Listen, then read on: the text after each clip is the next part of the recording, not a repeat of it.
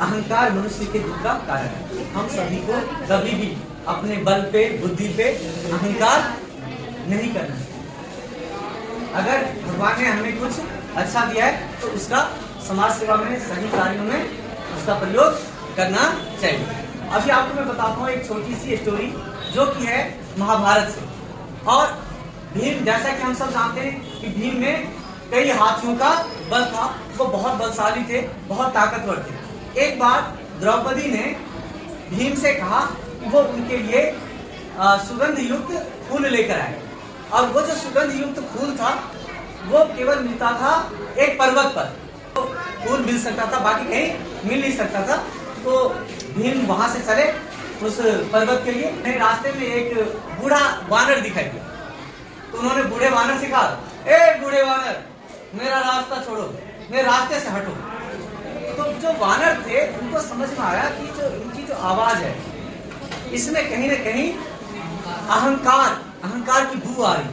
ऐसा लग रहा है कि इनको अपनी ताकत पर कुछ ज्यादा ही घमंड हो गया है। और उन्होंने कहा कि कोई बात नहीं, आप खुद ही हटा लो, मेरे पूंछ साइड कर लो। उन्होंने कहा अच्छा, ये तो मेरे बाएं हाथ का खेल है। भीम पहुंचे और ताकत लगानी शुरू की, उठाने की कोशिश की, बट वो पूंछ नहीं उठा पाए। और जो बूढ़ा वानर था उसने अपनी पूंछ में भीम को लपेट के दिया पटका, फटाक से गिरे। तो उनको उनकी अकल ठिकाने में आ गई। उनको समझ में आ गया कि ये जो बूढ़ा वानर है ये जरूर कोई देवता है। तो उन्होंने हाथ जोड़े, उन्होंने कहा कि आप जो भी हैं आप अपने वास्तविक रूप में आ जाइए।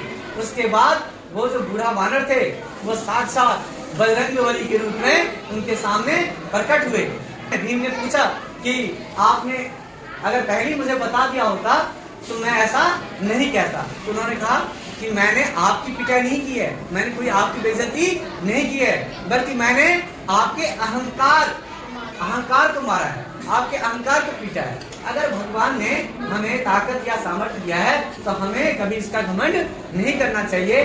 तो इस कहानी से हमें ये शिक्षा मिलती है। जरूरी ये है कि आप अपने ताकत का, अपने ज्ञान का, अपनी बुद्धि का सही तरीके से इस्तेमाल करें, जिससे वो आपके जीवन में भी आपके काम आए, साथ ही समाज में दूसरे लोगों के भी आप काम आ सके।